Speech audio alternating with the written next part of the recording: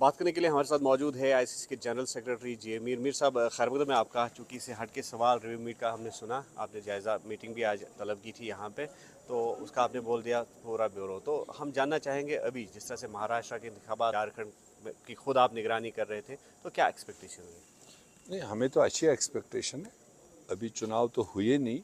महाराष्ट्र में कल पोलिंग होगी, झारखंड के दूसरे मरहले और आखिरी मरहले की भी पोलिंग कल होगी, तो 23 तारीख को काउंटिंग होगी।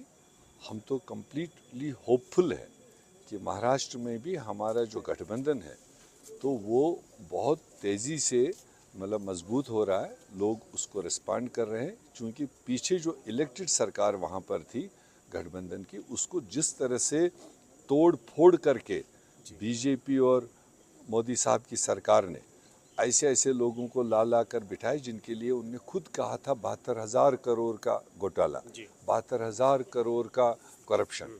तो इस तरह के लोग इधर उधर से उठा के लाए और अनडेमोक्रेटिक तरीके से वहाँ एक इलेक्टेड सरकार को गिराया और एक कठपुतली सरकार बनाई। तो वो चीज़ महाराष्ट्र के लोगों के मन में भी है। उन नुमाइंदों के खिलाफ उनके मन में ये है कि जो इलेक्ट किए गए थे एक प्लेटफार्म पर एक आइडियालॉजी के साथ में, और उन्होंने अपनी आइडियालॉजी बदल के रंग बदल दिए, दूसरी जगह गए, तो उनको अब हीट ऑफ द पीपल महसूस करना पड़ेगा। तो इसलिए इन टोटलिटी हमें वहाँ लग रहा है कि अच्छी मेजॉरिटी के साथ सरकार बनेगी। और झारखंड में तो है ही, वहाँ तो सिंपली रिपीट करना है, क्योंकि झारखंड की सरकार ने 5 साल के दरमियान काफ़ी अप्स डाउन्स आने के बावजूद, चाहे वो कोविड के 2 साल एक किस्म से डिस्टर्बेंस रही, चाहे फिर पॉलिटिकल इंस्टेबिलिटी भी वहाँ पर करने की कोशिश की गई, वहाँ भी महाराष्ट्र की तरह तोड़फोड़ करने की कोशिश की गई, उसमें कामयाब नहीं हो पाए।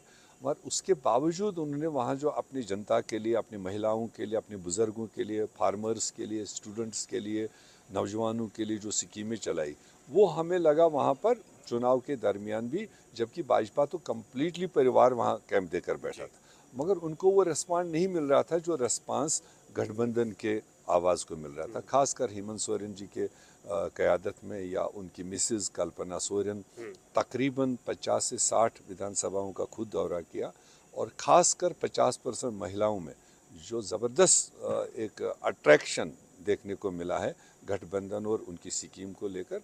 मुझे लगता है कि कंफर्टेबली 2019 से बेहतर मैंडेट लेकर गठबंधन आएगा। तो नेशनल कॉन्फ्रेंस के लीडर लगातार अब ये भी है कि सुझाव दे रहे हैं कांग्रेस को कि दफ़ा 370 का मुद्दा जो है उसमें इंटरफेयर ना करे कांग्रेस, तो इसको कैसे देखते हैं? तो कहीं पर भी इंटरफेरेंस नहीं है। जो रेजोल्यूशन आया, रेजोल्यूशन को तो as it is Congress party ने सपोर्ट किया। अब जो रेजोल्यूशन में लिखा है तो हम तो उसी को सपोर्ट करेंगे ना। रेजोल्यूशन में लिखा है रेस्टोरेशन ऑफ स्टेट, तो वो तो बच्चा बच्चा कह रहा है, तो कांग्रेस कैसे उसको मना करेगा? हम तो उसके पहले कैप्टन हैं। रेजोल्यूशन में लिखा है कॉन्स्टिट्यूशनल गारंटीज, तो उसको हर बार सपोर्ट किया है। अब विवाद कहाँ पर है? अगर उनके अंदर का कोई आदमी खुद ही ये पैदा करेगा तो वो उनका काम है। कांग्रेस ने तो कहीं पर भी कन्फ्लिक्टिंग कोई अगेंस्ट रेजोल्यूशन, क्योंकि बहुत बेहतरीन रेजोल्यूशन, और जो नेशनल लेवल पर भी बहुत लोगों ने, जो हमारे साथ सहमति भी नहीं रखते होंगे, ऐसे लोगों ने भी रेजोल्यूशन की अप्रिसिएशन की। तो नेशनल कॉन्फ्रेंस लीडरान का ये कहना है कि रेजोल्यूशन ही दफ़ा 370 का ही था, हालांकि जो टर्मिनोलॉजी का आप कहते हैं वो कुछ और थी।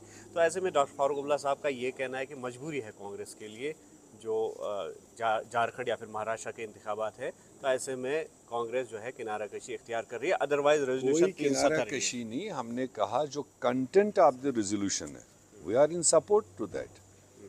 अब कंटेंट में जो हरफ लिखे हैं हम उसी का सपोर्ट करेंगे ना। अब उन हरफों के पीछे क्या है, पर्दे के पीछे, वो तो उसमें हमें आईने में दिखाई नहीं दिया। जो कंटेंट है, जो रेजोल्यूशन सामने आया, हम उसके सपोर्ट में और होल हार्टेडली उस सपोर्ट में। तो आपने अभी जो है एक रिव्यू भी यहाँ पे लिया, तो आप बखूबी समझ गए होंगे कि अवामी एतमाद जो है वो बहाल करने की कोशिश जो है वो जारी है। तो ऐसे में लोगों की काफ़ी तवक्कात है और चाहते हैं कि फुल फ्लेज्ड एक जो है ताकत के साथ सरकार अपना काम करे। तो आपको लगता है कि कहीं ना कहीं कमी अब भी दिख रही है? नहीं, छुटपुट बातें हैं, क्योंकि मैं तो आज करीब 10 साल के बाद में इस तरह से रूबरू अपने डिस्ट्रिक्ट में डिप्यूटेड ऑफिसर्स के साथ रहा, तो मैंने जितना सैम्पलिंग लिया जितने लोगों से मेरी इंटरेक्शन हुई, मेरे ख्याल से अच्छा टीम है और काबिल टीम है। अब ये नुमाइंदों पर भी डिपेंड करता है वो आगे इनका इस्तेमाल कैसे करें। तो ये तो नहीं होगा ऑफिसर तो ऑफिसरी का काम करेगा, पब्लिक नुमाइंदे को पब्लिक का काम करना है। वो धीरे धीरे एक ही दिन में कोई चाबी नहीं हिलाई जा सकती है कि रातों रात कोई बटन दबेगा। जैसे जैसे आगे बढ़ेंगे, अभी एक रिव्यू हुआ, उसके बाद सेक्टोरल ऑफिसर्स के साथ होगा, ग्राउंड स्टाफ के साथ होगा, धीरे धीरे मैसेज परकुलेट होती है। ये डिपेंड करता है कि जो नुमाइंदा है वो किस तरह का डायरेक्शन देता है और ऑफिसर्स के पास किस तरह की अवेलेबिलिटी है। तो वो दोनों चीज़ कहीं ना कहीं तवाजुन होना चाहिए, वरना नुमाइंदा राइट जाए और ऑफिसर लेफ्ट जा रहा हो तो उसका कभी तालमेल नहीं होगा। तो इसलिए मुझे कम से कम एतमाद है जो ऑफिसर्स यहाँ पर डिप्लॉयड है, अच्छे लोग हैं, काबिल लोग हैं। आने वाले दिनों में जब फील्ड में जाएंगे, वहाँ से जो हमने आवाम की बात रखनी वो हमने रखनी है, उनने तो एग्जीक्यूट करना है। शुक्रिया आपका। तो ये थे जी अमीर, जिनका ये कहना है कि जो अवामी नुमाइंदे हैं उनके और जो यहाँ पर ब्यूरोक्रेसी है उनके बीच तालमेल जो है वो काफ़ी ज़रूरी है। और इसके अलावा इन्होंने ये भी कहा कि वो झारखंड और महाराष्ट्र को लेकर काफ़ी ऑप्टिमिस्टिक है और उन्होंने उस रेजोल्यूशन को सपोर्ट किया है जो नेशनल कॉन्फ्रेंस ने दिया था और जो वहाँ टर्मिनोलॉजी रेजोल्यूशन में थी उसको सपोर्ट किया गया है। अब पस पर्दा क्या है वो नेशनल कॉन्फ्रेंस ही जानती है। न्यूज़ 18 के लिए अनंतनाग से मुदस्सिर कादरी।